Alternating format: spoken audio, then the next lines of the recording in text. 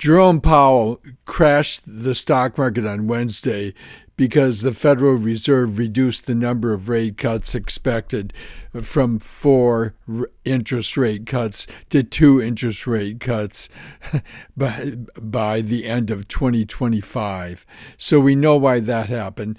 Let's look at why, and more interestingly, stocks then have recovered and have rocketed back up recovering about half of what they lost on Wednesday. I'm going to explain why they recovered, and then I'm going to explain how I am trading this mess of a market. In the pre-market on Friday, things took off because the key Fed inflation measure, the PCE, shows 2.4% rate in November, which was lower than expected. The PCE price index, that's the personal consumption expenditures price index, the Fed's preferred inflation gauge, showed an increase of just 0.1% from October and a 2.4 annual rate, both below expectations. Excluding food and energy, core PCE also increased 0.1% monthly and was 2.8% higher from a year ago, with both readings being 0.1 percentage points below the forecast. Personal income rose 0.3%, short of the 0.4 estimate. Personal expenditures increased 0.4%, 1/10 of a percentage point below the forecast, which was good for future inflation.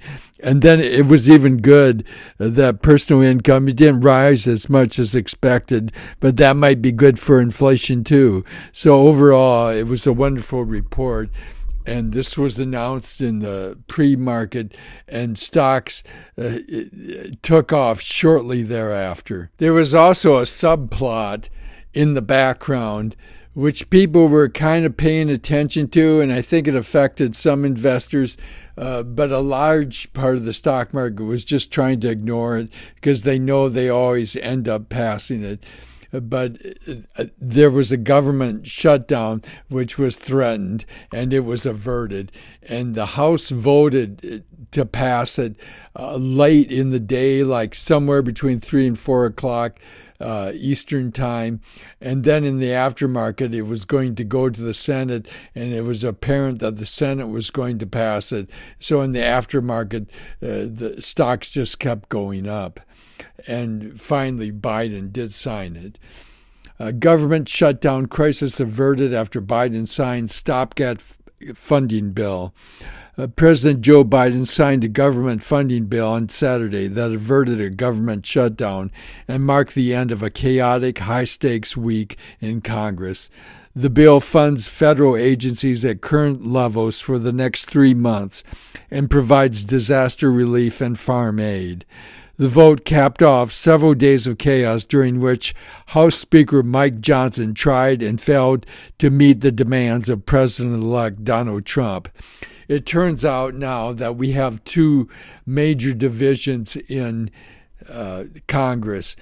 You would think it would be the Democrats versus the Republicans, but what it is now, it's the MAGA extremist Republicans versus everyone else.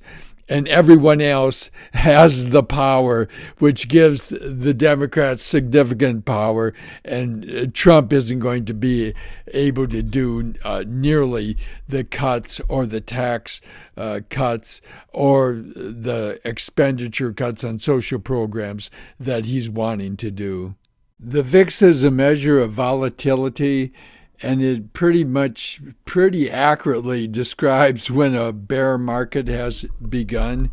And on Wednesday, right after he made his interview, which was very lousy, it spiked up and it went up to about 28 at the highest point.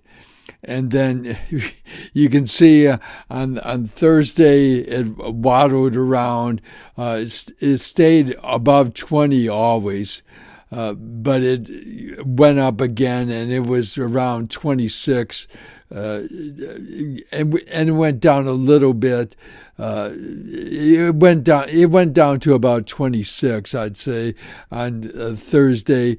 But I marked off on this chart where it says 22. It was at 22 at 8:30 on Friday morning Eastern time, and the reason that's significant is because that's when the PCE came out, and you can see that the VIX dropped significantly, and it went below 20, which is kind of my line in the sand, and is many people's line in the sand for when a bear market is beginning.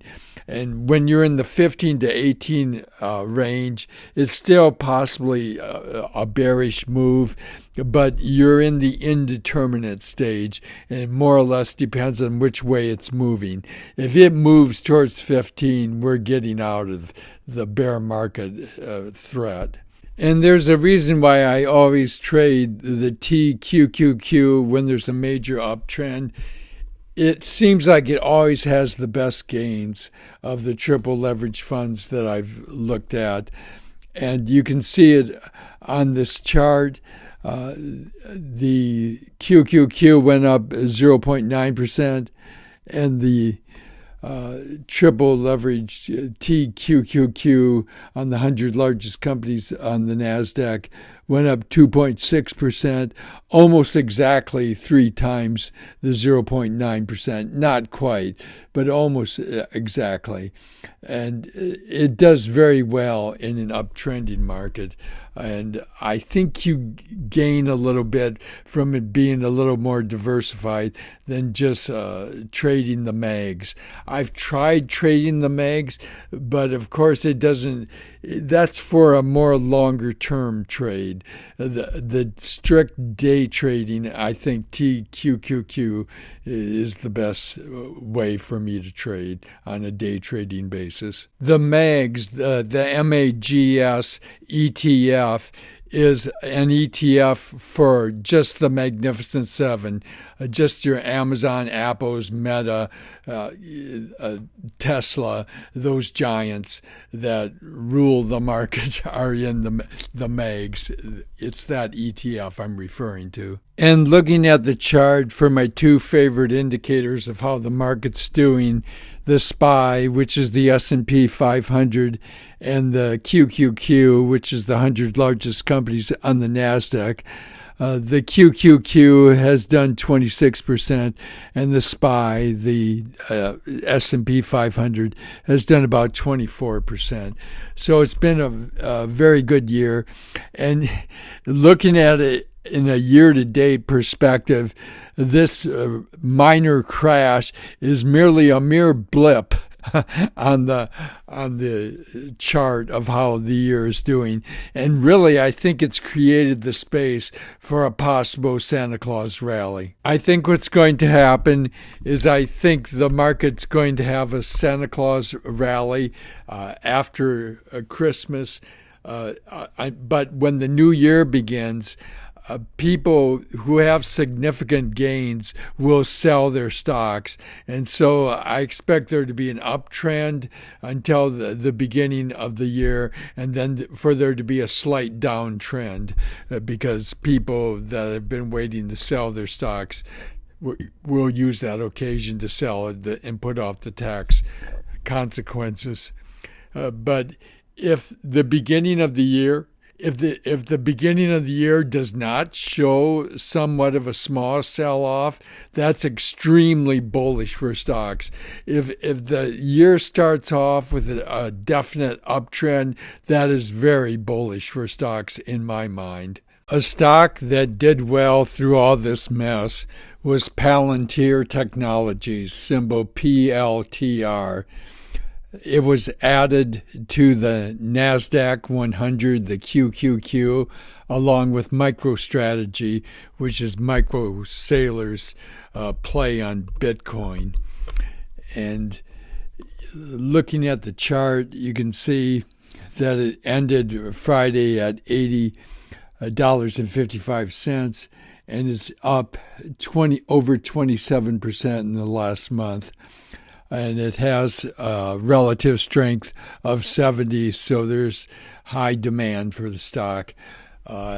This one is a stock that I initially did not favor, but as the months went by, I was just forced to buy it because it just keeps going up no matter what. During this downturn, I believe it was on Wednesday, but Bitcoin also went down. It went down to 92,000, and it was like at 104,000 before that. So it went way down, but it's recovered.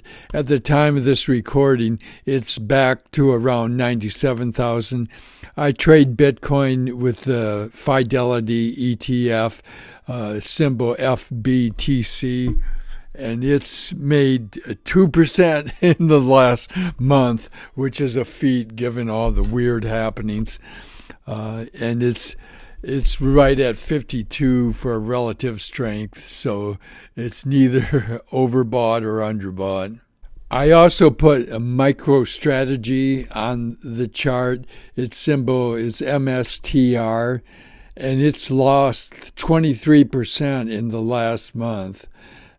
Although it did recover somewhat, it was down 30% and it recovered to 23% on Friday. So its addition to the NASDAQ 100 on Friday did help it somewhat. I also put a MicroStrategy on the chart. Its symbol is MSTR, and it's lost 23% in the last month. Although it did recover somewhat, it was down 30% and it recovered to 23% on Friday. So its addition to the NASDAQ 100 on Friday did help it somewhat.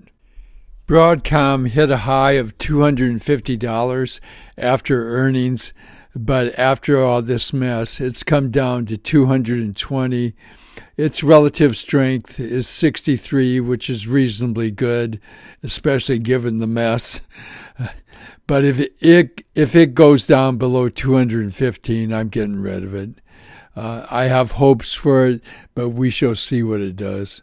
I continue to be happy with Reddit, a relatively new social media platform, and through this whole mess, it went up to about 177, then it went down near 160, and it ended up at over 170. So I'm very happy with how it performed. Its relative strength is 62, which is good. Credo Technology Group, symbol CRDO, is an Ethernet connectivity, is what they specialize in. And they're a semiconductor company, and they distribute throughout the world. And looking at the chart, it went up massively at the beginning of December. In fact, it's gone up over 55% in the last month, but it's since the beginning of December, it went up massively, and it's just been consolidating. So this is a stock that's on a wait-and-see list. Its relative strength is almost 60, which is reasonably good. And last but not least, we have Soundhound AI, which is the sound systems for artificial intelligence. And it's made 234% in the last month, and it's been breaking out all month, and it's near $22. I started trading it when it was around $8. So this has been a very excellent stock. Its relative strength is 77, which is good. Thanks for listening.